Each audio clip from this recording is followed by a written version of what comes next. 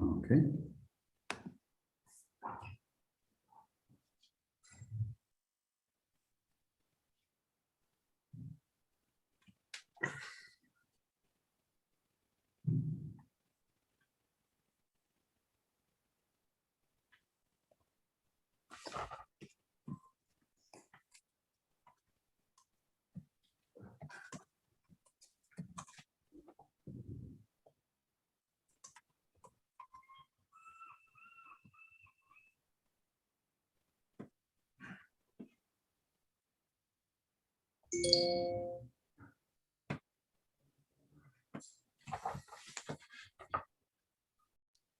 Okay, so maybe we should begin. Okay, it's a great pleasure to have Nathanael Berestycki from University of Vienna for the second week of OOPS installment in 2021. It's going to be a 3-day course from today, tomorrow, and also on Friday, Thursday, yes. So I should remind you that the lectures are being recorded, and it's also live streamed on YouTube. So we should, I think, begin. So Nathanael will talk about a lot of things: Gaussian multiplicative chaos, from GFF to Brownian loop soup and back. So it's going to be very interesting. So Nathanael, please take it away. All right. So hello, everyone. Thanks, Gaurav, for the introduction, Omer, and all the organizers for the invitation. It's a pleasure to be here for this. Well, virtually here anyway. So we have 3 hours. And by the way, is it really 3 hours, or is it 3 times slightly less than 60 minutes? 3 times 60 is good. Yeah. 3 times 60. Okay, good. So my plan is to use these hours to tell you some stories related to actually, maybe let me say multiplicative chaos.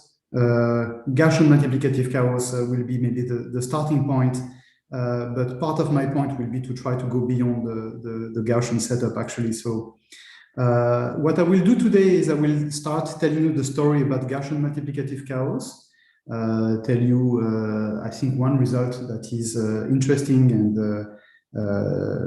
is maybe the starting point of the theory, and to give you some pointers also where it arises naturally and why this is a natural object. And then tomorrow, the second lecture, I will talk about a story that seems quite unrelated. It's about sort of favorite points of random walks and Brownian motion in 2 dimensions. So points that are visited either by Brownian motion or by random walk unusually often. And then we'll see how ideas connected to Gaussian multiplicative chaos can be very useful in describing this precisely. So that will be the theme in the second lecture. And in the third lecture, I will sort of enhance this story to cover the Brownian loop soups. I will explain what is a Brownian loop soup also, and we will see how this gives us a way to go back towards the Gaussian free field and the Gaussian story that I will discuss a bit today. Okay, so that's roughly the plan. And maybe what I will start, to start this, I will start with maybe a very naive model. So this is something called a multiplicative cascade.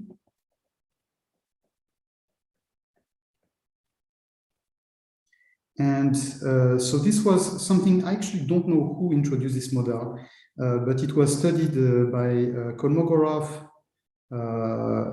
Yaglom and Mandelbrot. And this is a discrete model that was suggested, I think maybe by Kolmogorov, to describe the energy cascades in turbulence. So these energy cascades, how the energy changes from scale to scale is a crucial part of turbulence. And so I think this model was proposed to describe this in a very simplified setting. And so these are sort of, this is the way to think about it. So energy cascades in turbulence. And so here's a model that I think will help to try to understand what is Gaussian multiplicative chaos about. It's very useful if you're the sort of person who likes discrete models, I think. So, right. So what is the model? So we're going to give ourselves a sequence of ID random variables. So W, K, N. So N is going to be greater or equal to 0, and K, let's say between 0 and 2 to the N minus 1. And so these are IID, and I take them to be non-negative and expected value of W to be constant equal to 1. And I'm going to define a random measure.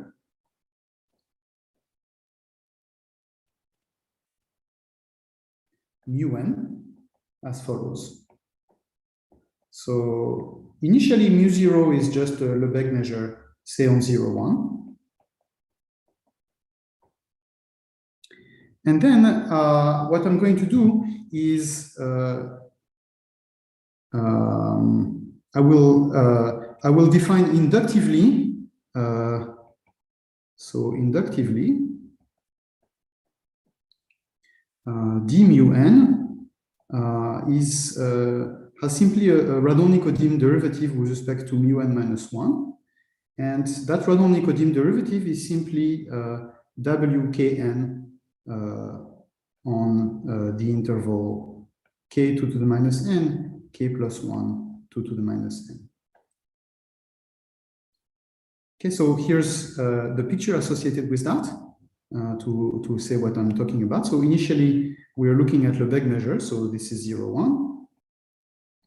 And then we're going to split it in two. And so on the first half of the interval, we're going to have a density, which is this random variable W11, or W01 maybe, or something like that. So, so here's W01, so, and then maybe W02. So this is, and here W02. So this is the value of the density. We are giving it two independent random variable with mean 1. So the expected density is always 1 in this model. And yeah, so maybe I should put this here just to be consistent. Okay, so this is the value, and then we sort of proceed recursively. Each time I subdivide each interval into 2, and each time I multiply the density by a new copy of the random variable W. Okay, so for instance, in the next step, so here in red we had the density of the measure mu1, and then when I look at the measure mu2, I will have 4 intervals. Okay, so maybe write this in blue, and each time I multiply by a new copy, maybe like that. Okay, it doesn't have to be increasing, but it just happened to be in this particular simulation that we just did. Okay, so each time I subdivide, I repeat that what I'm doing is a very simple thing. So each time I subdivide the interval in 2, and in each half of the interval, I multiply the density, the current density, by a new copy of the random variable W. And this all I'm asking about these random variable W's is that they're IID, they're non-negative, well, really positive, we could ask, it's more interesting, and have expectation 1. Okay, is the model clear? So that's that's the question of multiplicative cascade. So each time we multiply by ID random variable. Okay, so this is mu(n) is a multiplicative cascade.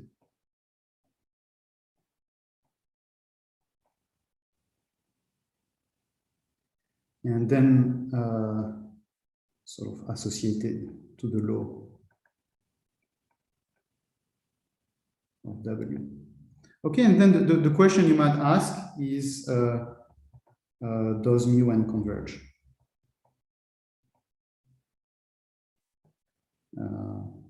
And is the limit non-degenerate, right?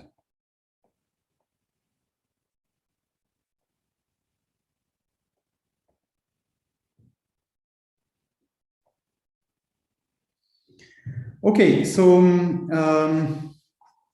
I guess more generally, you could sort of aim to ask sort of properties of the limit. So what are its properties? What are its fractal properties?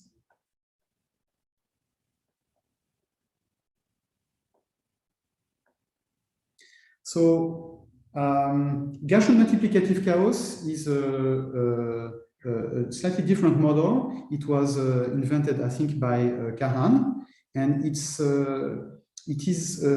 sort of slightly more natural because it's a continuous model. So you see that here there are all sorts of undesirable lattice effects, maybe. So for instance, if I look at the point here and the point here, they're very close to a half, they're very close to one another, but in a way they're also totally uncorrelated because they're just left of one half and right of a half. So as soon as n is greater than 1, then the future evolution is totally decorrelated. So there are all sorts of undesirable lattice effects.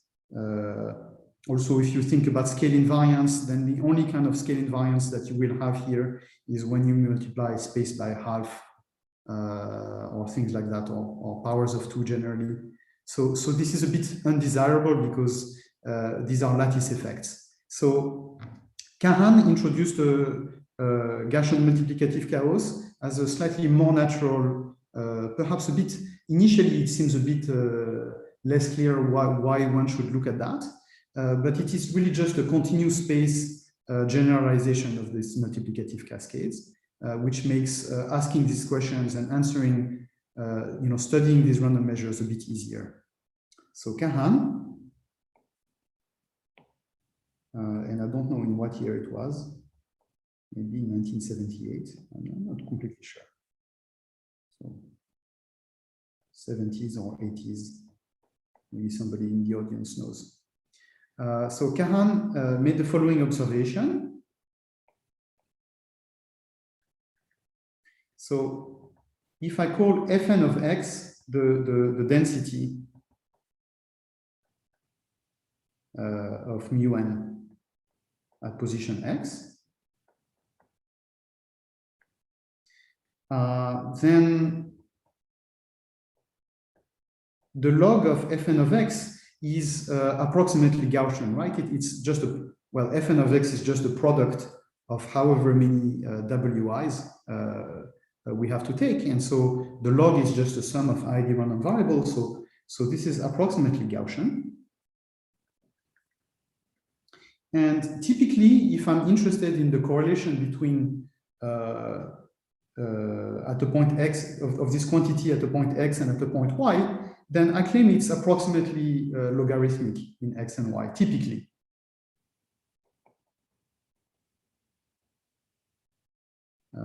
For typical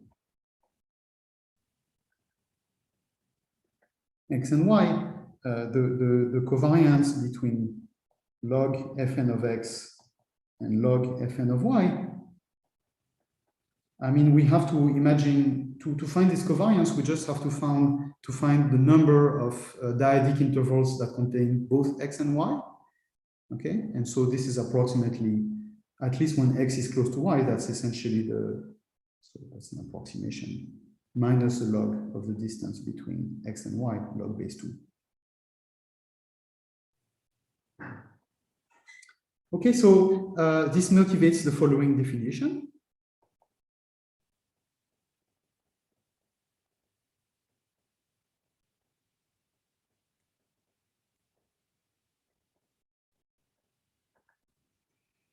So what we're going to do is we're going to start, our starting point is going to be these two ingredients, a Gaussian field with logarithmic correlation. Okay, so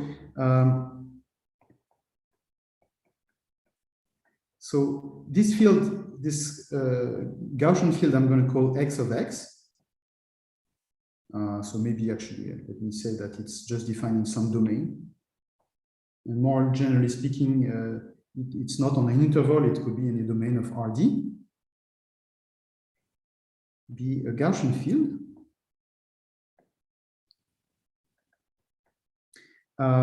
With covariance, so centered maybe, with covariance. So I'll call it k of x and y. And what I'm assuming about this k of x and y, so it has to be a non-negative function because it's the covariance of a Gaussian field. But all I'm assuming is that it's approximately logarithmic. So let me say that it's minus the log of x minus y plus some function g of x and y, which I assume will be continuous and bounded.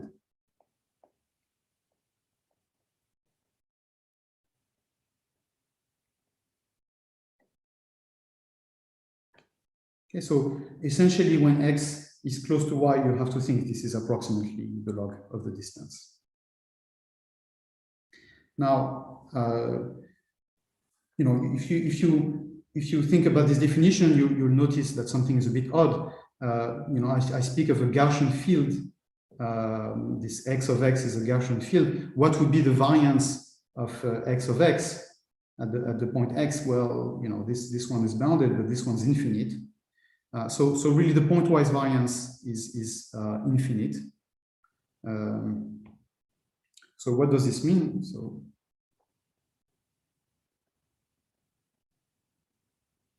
what does this mean? It means, what it means is that we cannot speak of the values of this field pointwise, but we can integrate it against test function. Okay, that if f is a test function,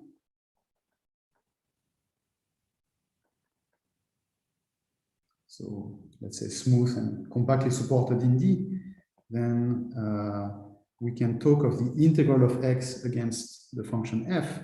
And this is a normal random variable with mean 0 and variance sigma squared. And sigma squared is just the double integral of kx and y, f of x, f of y, dx, dy. Okay, so if you want, I can think of k as being the formal covariance between this Gaussian field. It is formally the expected value of x of x times x of y, except that these pointwise values are not well defined. But if they were well defined, then when we're interested in computing the expected value of this quantity squared, and I apply Fubini, then formally this is what I get. I see that there's a question in the chat. G allowed to be real valued. That's right. Yeah, there's no assumption on the sign of G. G is just a continuous and bounded function. I should say that earlier I said K has to be a non-negative object because it's a covariance of a Gaussian field. Here, non-negative does not refer to the sign of K. It refers to the property that it's a non-negative as a matrix, if you like, indexed by x and y. Okay, so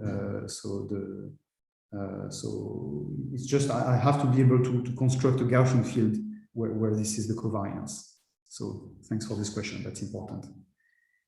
Okay, so that's the basic data in this theory, is that we start with some function k of x and y, which can serve as the covariance for this Gaussian field, and we're assuming that k is approximately logarithmic.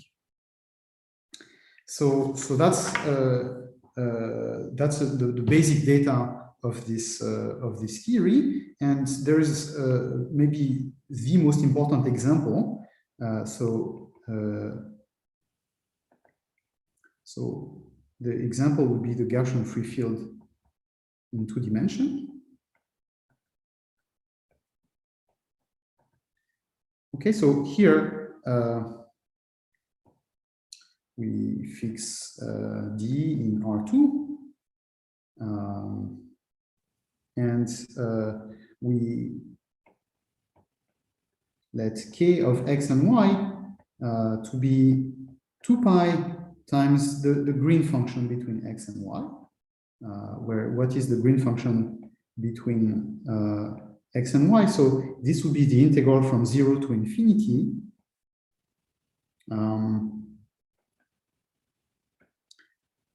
Okay, so what this is here, so these are so this object here is the transition probability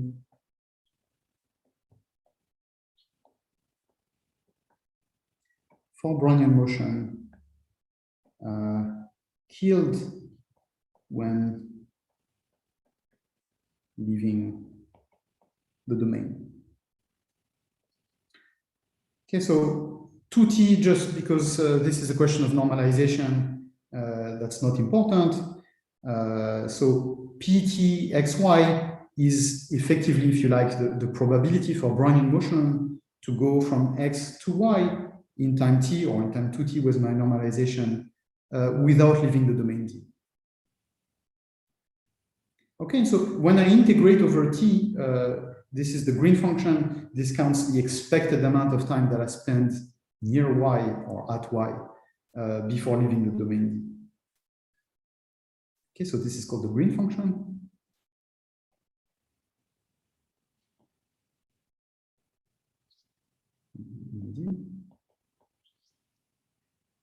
And then it can be shown that this is indeed non-negative in the sense of matrices.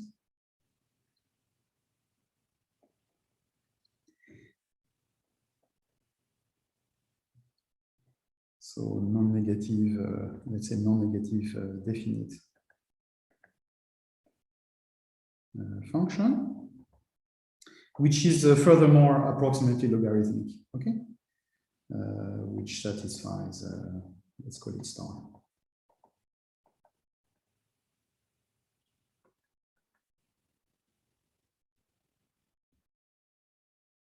So that's the Gaussian free field. So here's maybe a picture for those of you who have not seen simulations of it before. This is an approximation. This is an approximation of the field because it is not defined pointwise. So what is really represented here is not the field itself, but some approximation of it. And you can see that it's a very rough object. So if you want, you can think that what is really happening is that although the values are not pointwise defined, that's because, you know, close to a point x, the values will sort of oscillate between plus and minus infinity. Still, when you integrate against a test function, you get a finite value. And that's because a lot of plus and minus infinities are canceling each other. Okay, so it is not defined pointwise, but average of this field against some test function, that's well defined because you get a lot of cancellations. Again, plus and minus infinities. Okay, so this is a simulation. I forgot who made this simulation.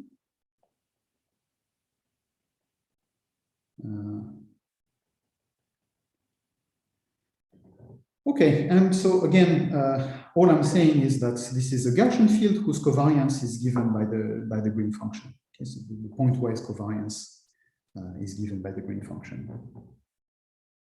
Okay, so we have our Gaussian field. And if you remember, this Gaussian field, the connection with the multiplicative cascade is that this Gaussian field is supposed to represent a bit the log of the density. There's a question, what is star? Star was what I wrote here. It's the property that the covariance is approximately logarithmic. Okay, so to the first order, the green function blows up logarithmically in 2 dimensions.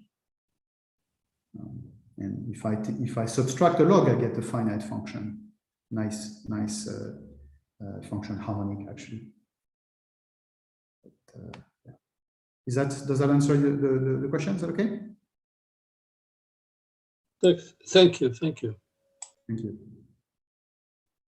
Okay, so so if you remember this Gaussian, this logarithmic correlated Gaussian field, it represents the log of the density in the multiplicative cascade model. And so the question that we're interested in from the point of view of, let's say, turbulence or multiplicative cascade is, can we define the measure mu of the form, so mu gamma of dx. Okay, so there's going to be a parameter gamma.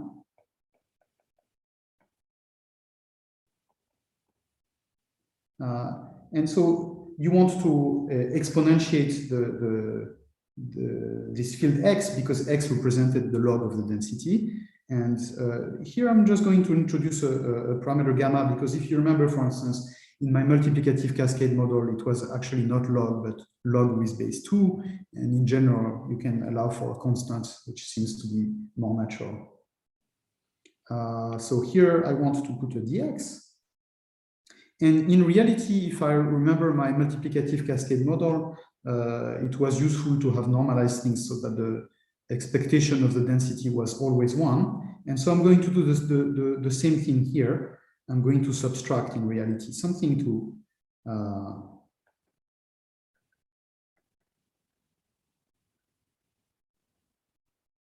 okay, so that if you want, the expectation of the density remains 1, as we will see in a more precise sense later. Okay, so we want to exponentiate this field x and use it as a density for a random measure, and this measure will be Gaussian multiplicative chaos. So the question is, does this make sense?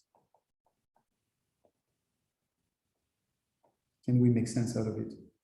And this is far from a trivial question, because if you remember what I said about the Gaussian free field a second ago, you'll remember that, okay, x makes sense as a distribution. We can integrate it against the test function because you have a lot of cancellation between plus and minus infinities. But once I exponentiate this, there's no reason why this cancellation tell me anything. Okay, and so it's not clear. So what I'm saying here is that if you have a distribution, then defining its exponential is a priori meaningless. Okay, so it's a highly nonlinear function and the exponential, and so applying a nonlinear function to a distribution just doesn't make sense a priori. And we have to invent a meaning for this. So I will describe what is the meaning we're taking in Gaussian multiplicative chaos. And so this was not the original method of Kahan, but probably is today the most natural method. So what we're going to do is we will use a regularization procedure.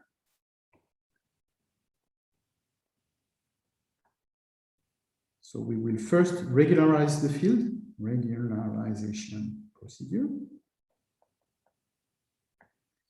So we will sort of convolve it, we will modify it with a smooth modifier. And then, once we have done that, we have an approximation of our Gaussian free field or of our logarithmically correlated field. There's no problem to exponentiate, and then we can try to let epsilon tend to 0. Okay, so that's the question in Gaussian multiplicative chaos. So so let theta be a positive, be a fixed non-negative test function. So I will use theta to modify the field such that the total integral is 1. Okay, so you can think it's the average.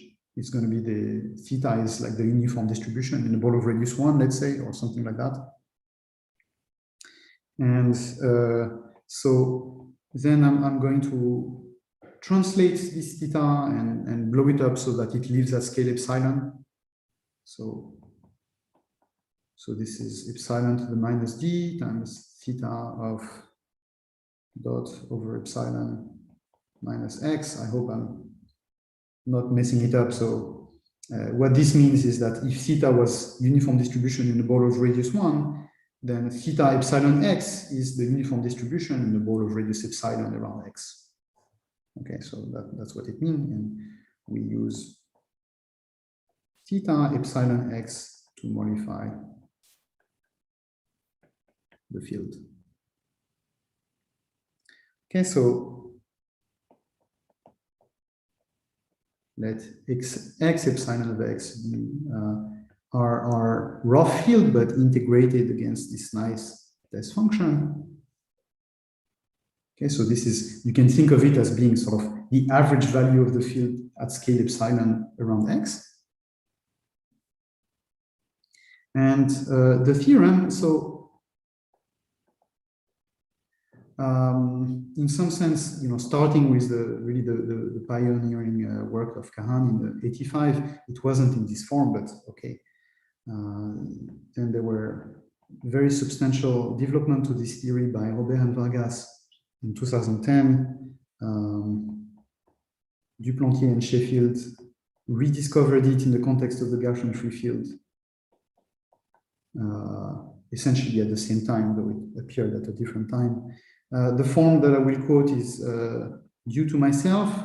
There was almost at the same time another approach by Shamov, which is not quite the form that I will state here. So essentially what I'm quoting is what comes from this paper, which is called an elementary approach to Gaussian multiplicative chaos. And so the theorem is simply the following. So let mu epsilon of dx be the exponential of this modified field. And now it makes sense to really normalize it. Okay, so I use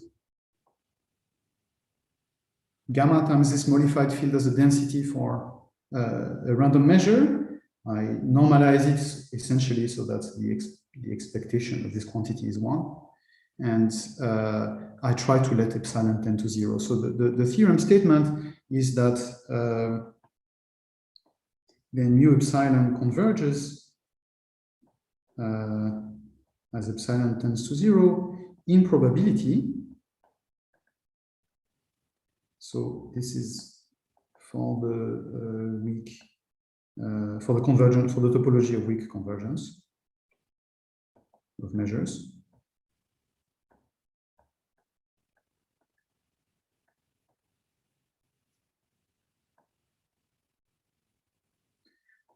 Towards a limiting object, a limiting measure, mu. Mu does not depend on the choice of regularization.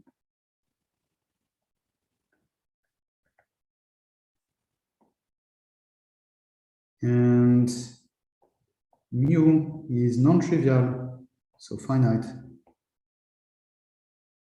It's positive, excuse me. Mu is a positive measure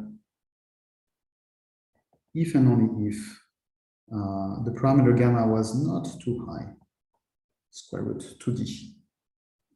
Okay, so gamma is what I use to blow up the field. And the larger gamma is, the more wild this field becomes. And there comes a point where the field is too high to make sense of it, too wild to make sense of it. And simply this measure mu epsilon then degenerates to 0. So this is what happens when gamma becomes greater than this threshold. So what I will do now is I will just include a few pictures, and then I hope to illustrate a bit the results. So so some simulations.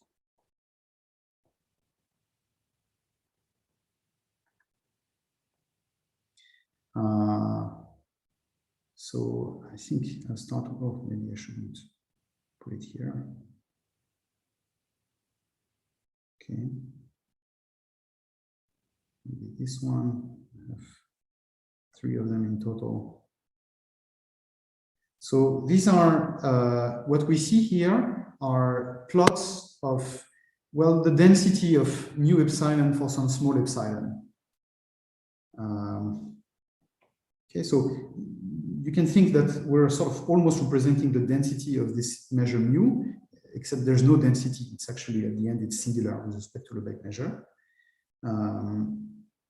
So this is density of mu epsilon for some small epsilon. And with various values of the parameter gamma. So here, this is in 2 dimensions. So the critical value is square root 2d becomes square root of 4, which is 2. So the critical value is gamma equals to 2. And if I'm not mistaken, the values are gamma equals 0.1, gamma equals 1, and gamma equals 1.8. So here at the end is when we're sort of close to the threshold beyond which these Gaussian multiplicative chaos measures, they cease to exist. And we start here at gamma equals 0.1. 0.1 is a small number. This is, when we're looking at e to the gamma times x, we have a density which should be close to Lebesgue measure. I mean, this measure should be in some sense close to Lebesgue measure. Okay, when the smaller gamma is and the closer to Lebesgue measure this should be in some sense. But you can see that even with a small value of gamma, it's already very lots of peaks and sort of fractal type looking object. And then as I increase gamma, the behavior becomes wilder and wilder, as I mentioned, up to the point where when gamma becomes close to its critical values, this measure seems to only live on very few points, so to speak. And when you increase gamma too much, what happens is that the measure just stops to exist. It degenerates to 0. So this is the theorem that defines for us Gaussian multiplicative chaos. The measure mu, the limiting measure mu that arises here is precisely what we want to call Gaussian multiplicative chaos. So I want to know whether at this point there are questions on the statement of the theorem. Is it a coincidence that gamma equals 1.8 looks closer to the picture for gamma equals 0.1 than 1.0? Yeah, I think it is a coincidence. To me, it doesn't look very similar. You see that there somehow, it could be that I got this wrong, actually. It could be that this one is 0.1. It may be that this is the answer to the question. I think I got this wrong. I think looking at this picture, I've got a feeling this one is 0.1 and this one is 1. Because it seems to be supported on more points. So I will bet this is the case. Okay. Let me bet this is the case. So now I'm a bit uncertain. So I will put question mark. This one I'm certain. Is there a different scales in the y-axis? No. So this is the y-axis are not scaled. This is a very good question. The y-axis are not scaled. The expected mass is always 1. Okay, so this we have not rescaled the y-axis in these simulations, as far as I know. Yeah, so the way this, if you want, you can think of the term that I have here. This is in a way to recenter things so that we are looking at an object of size 1, of order 1, and it is chosen precisely so that the expected mass is roughly 1 of any given set. Okay, so if you want, this is what kind of scales the y-axis down to something fixed. Does that make sense? Very good. So please feel free to continue asking questions. This is great. I don't see most of you. I see only a couple of you at the moment. So please feel free to interrupt and send questions either by chat or you can unmute yourself, I think. And it's very nice to have that.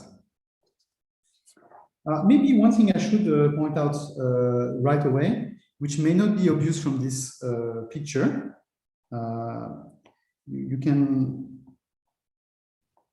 you might think that maybe in fact this measure becomes atomic in the limit as epsilon tends to 0. In fact, it's not the case. So it can be shown. I didn't state it because we're not going to do that. But in the phase where it's non-trivial, so whenever gamma is strictly less than square root 2d, mu gamma is as singular with respect to Lebesgue. So this seems clear from the picture maybe, but non-atomic. Okay, so there is no point that carries positive mass, almost surely. Good. Other questions on the statement or anything else related what we've said so far? So let me say that I wanted to mention a couple of scenarios in which this object has so far arisen very naturally. So beyond turbulence, obviously turbulence was the original motivation. But maybe today the theory has mostly been known to be useful in the context of Liouville quantum gravity. It is one of the building blocks of the theory, and this was something that was in some sense rediscovered and explained to the mathematics community in a really groundbreaking work of Duplantier and Sheffield,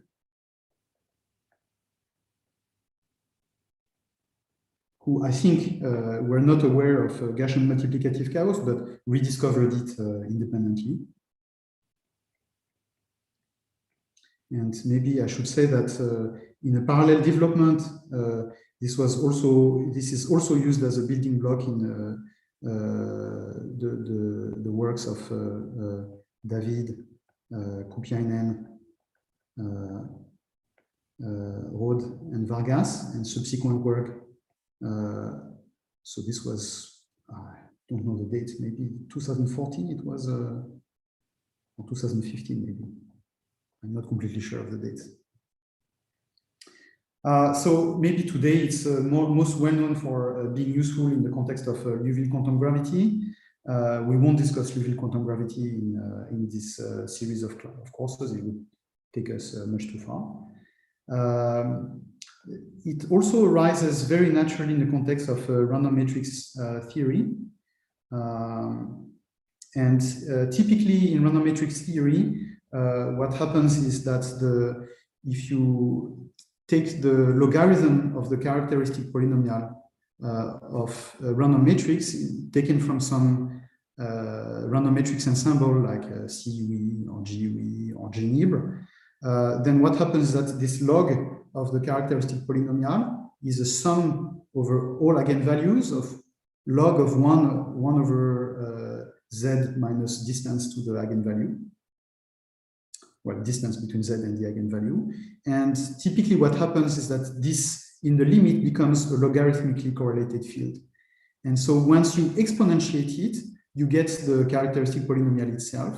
And so what this says is that in random matrix theory, Gaussian multiplicative chaos describes the characteristic polynomial and its powers.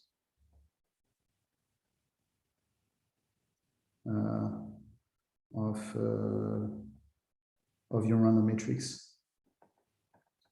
So this is something, so for instance, in the context of CUE, was first proved rigorously by Christian Webb also in 2015, and developed by Nikula, Saxman, and Webb in 2016, who obtained the optimal L1 result. I will explain that later. In the case of GUE, this was done in the L2 phase, what's called the L2 phase, by myself, Christian Webb, and Modi Kwong. I'm not listing all the results, obviously. There are many results in this direction. Another context in which this Gaussian multiplicative chaos arose naturally is the study of the random, well, not random, but the Riemann zeta function. So if you look,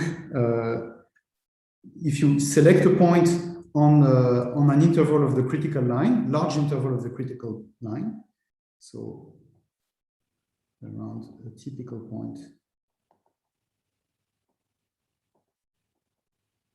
of 1/2 plus I times 0t, the real part is approximately Gaussian multiplicative chaos. So this is as capital T tends to infinity.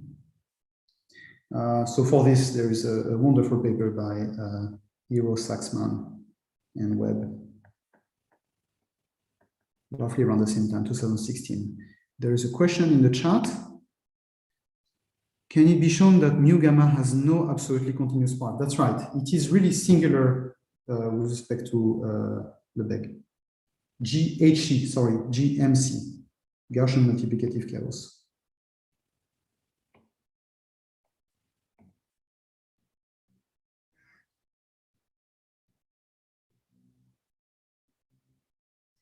Okay, and so when you take powers of the Riemann zeta function, you get varying parameters for the Gaussian multiplicative chaos. This is not also, I think these are already a lot of interesting motivation and should convince you that really it's, I think, a universal object that arises in many different contexts.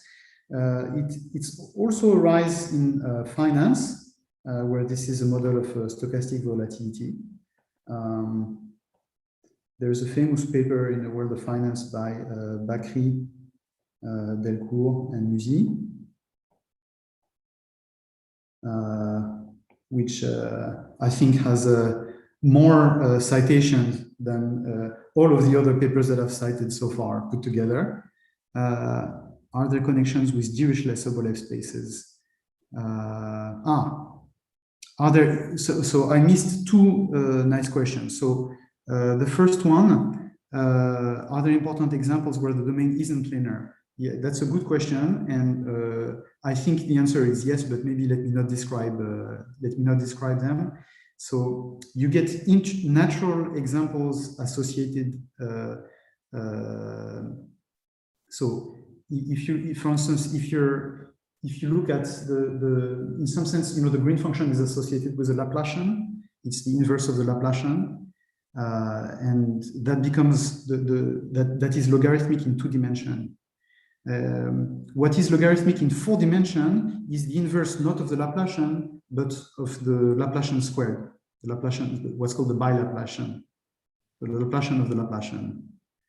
That becomes logarithmic in 4 dimensions, and it becomes what is logarithmic in 6 dimensions is the Laplacian of the Laplacian of the Laplacian, etc. So all of these are natural fields in dimension 2, 4, 6, and so on. I think logarithmic correlation is really a natural feature of reality, no? So I think,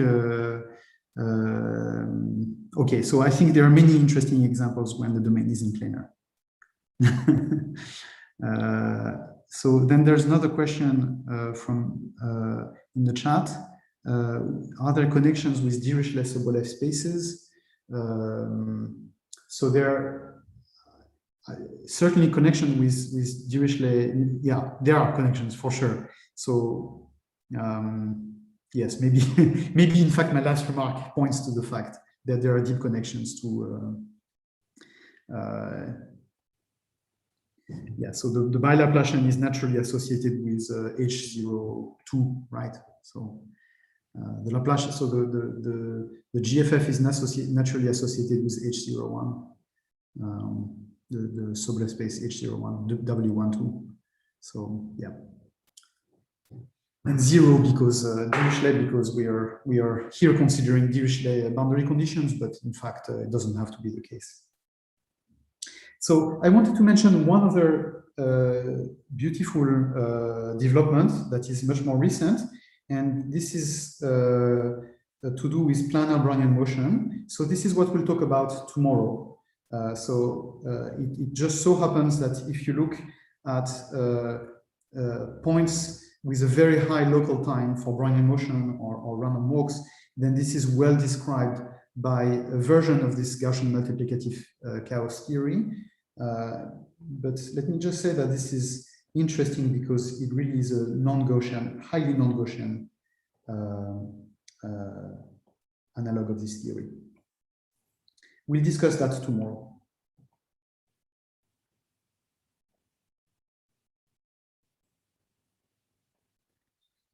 Good. So I was much slower than I thought I would be. Jeff Stife has a question. Is the convergence in probability in the main theorem believed to hold almost surely? Yes, and I think depending on the kind of field and the kind of approximation you're looking at, you can get almost sure convergence, but I'm not sure what is the most general statement we know in this direction. Certainly, for what I'm going to say, if you restrict yourself to epsilon being like a dyadic sequence like 2 to the minus k, then the convergence is almost sure, and we know that. So I wanted to say a few words about the proof. I won't have much time to say that. Maybe I will say, I will explain, so maybe a very, very brief sketch. What is the idea? And I will first do it in the case where, so in case where gamma is less than square root of d. So this is an easier phase. This is an easier regime. When gamma is small, in some sense, the situation is less degenerate. So this is less than strictly less than the critical value. The critical value is square root of twice d rather than square root of d. And in this situation, things are a bit nicer. So what we do is this. So let me give a name to things. So this one is what I'm trying to exponentiate. So I subtract also the correct normalization. Okay, so x bar of x. So really mu epsilon of dx is really e to the x bar epsilon of x dx. Okay, so this is just to give a name to what I'm exponentiating. And let I epsilon be the integral over a fixed set. Okay, so let's call it A, this set.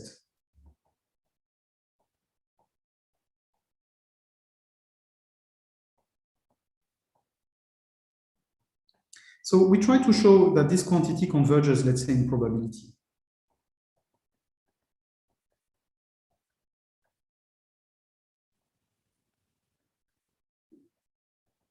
Well, I stated my theorem as a convergence in the space of measures, but in reality, if I fix a set A and I can show convergence in probability, it's not difficult to upgrade this to a convergence in the space of measures.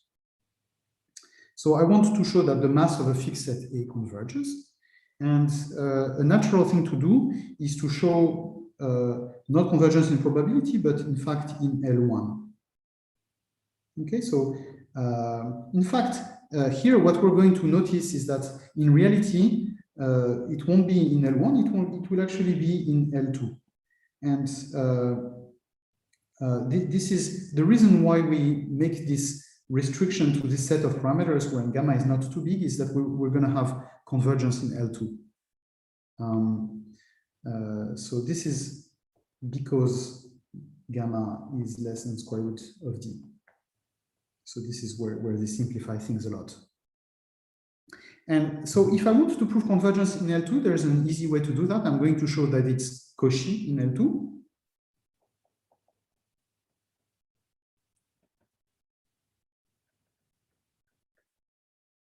And well, all right. So if I'm interested in the Cauchy property, then I better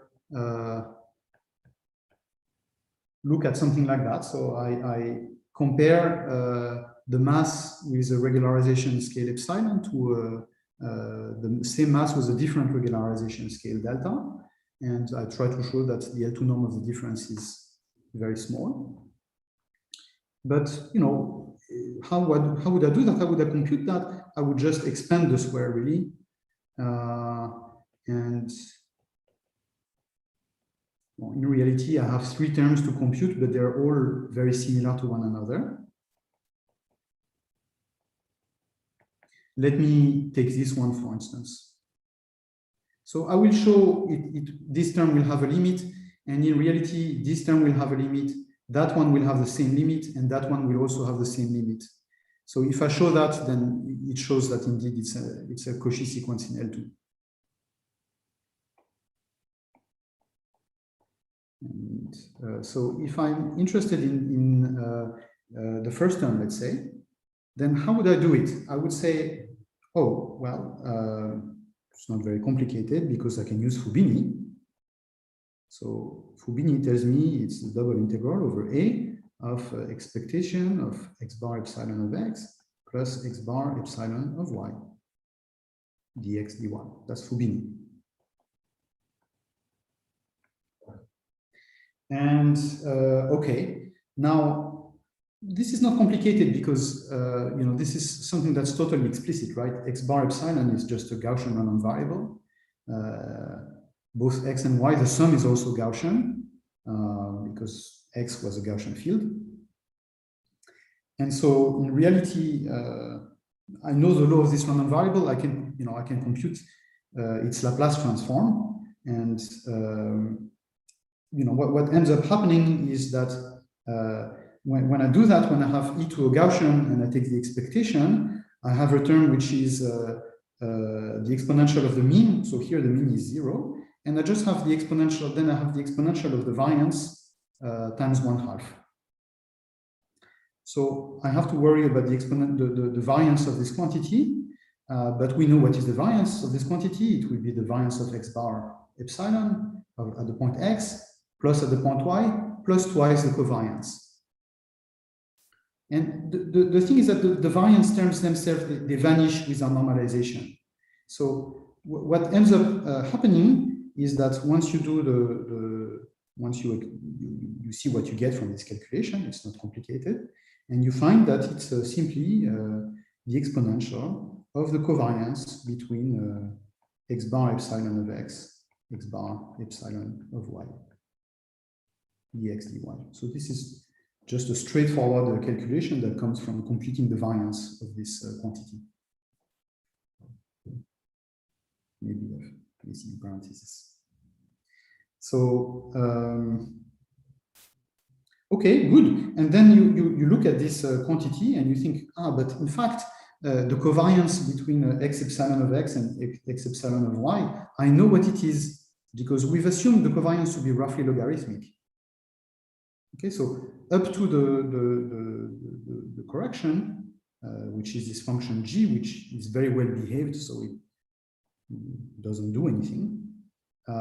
What I have is that this is approximately,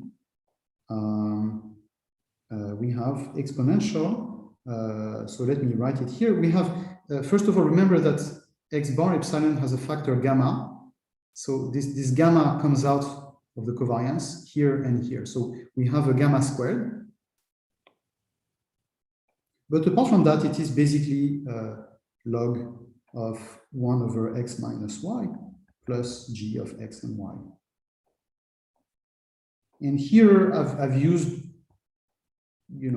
I've used the fact that the covariance, so epsilon has disappeared from this expression. That's why I put an approximately or equal sign. And we've used the fact that the covariance between this and this, when epsilon goes to 0, is just the covariance of the field itself. So it's just the function k. And yeah, so you just notice directly that this is good. I mean, we can say what this is. This object it's essentially just x minus y to the power minus gamma squared. And then there's log of g, sorry, not log, just gxy. So gxy is no problem, it's continuous and bounded. But this quantity, it might make the integral blow up or not. So this remains finite. There's a problem near the diagonal, as you might suspect. If and only if the singularity is not too bad. So this power here should not be bigger than the dimension. Okay, so that's it. So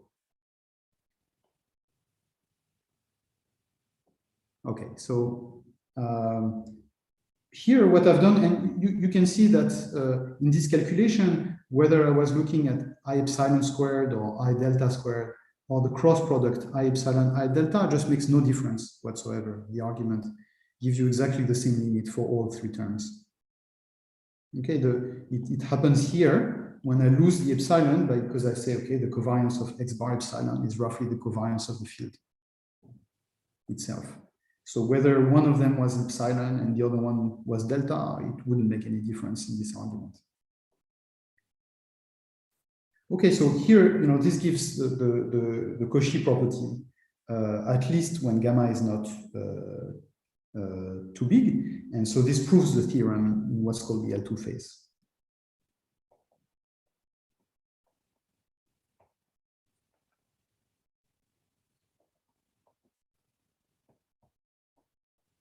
That's called the L2 phase.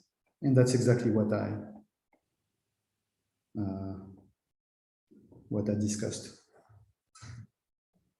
Okay, so to get the argument in the case where gamma is bigger than that, in the remaining range of gamma, I should say this is the interesting range of gamma, values of gamma for most of the applications that today we care about, especially in Newville quantum gravity.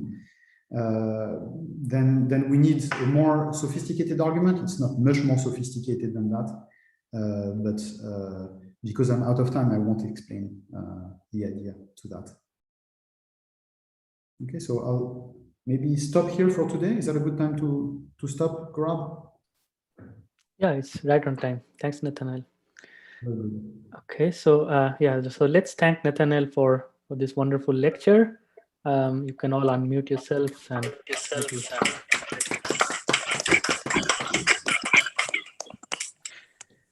right. And so I should say that tomorrow we will just change topic and talk about local time of Brownian motion and see. Yeah, so I will. Because yes, good question. In the chat, why is planar Brownian motion not Gaussian? Because it's not the position of the trajectory that we're talking about, but if you want, the local time of this. In fact, it will be the square root of the local time that will be approximately Gaussian, and approximately logarithmic in a certain sense. So because when we're talking about the favorite points of interest, what is of interest to us, the favorite points of Brownian motion or the favorite points of random walk, what's of interest to us is not the position of Brownian motion at time t, but the occupation field of this Brownian motion run up to a given time t, and that is a highly non-Gaussian object. So we will see that we're going to try to exponentiate that in a certain sense. So this will be the idea of what we're doing tomorrow. So thanks, Nathanael. So usually now it's time for a bit more informal questions and chats.